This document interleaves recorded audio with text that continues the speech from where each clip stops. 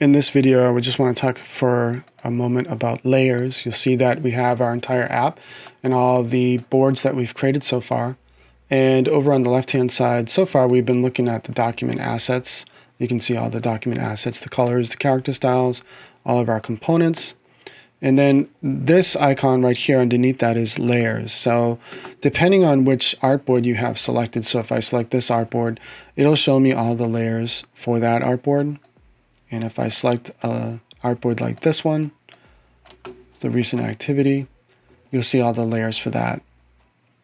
So one thing about Adobe XD is as it gets more, the layouts get more complex, there's a lot more elements. Sometimes it gets difficult to select items. So you can use this panel to select things that you want to select.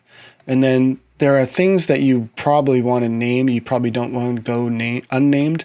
Like anytime you draw an object, it'll get a name like this, which is rectangle 10.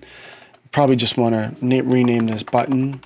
So you can rename things. If there are groups, the groups have the individual items inside of them.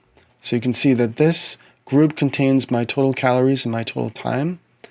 So I'm just going to rename the group. I'll just call this totals so I know what it is. And then group 1 is my chart, my activity chart. So I'm going to double click on that, call it activity chart. Okay. And this will be a way for you to organize your layers. There's no limit to the layers, and you can move them around if you want to.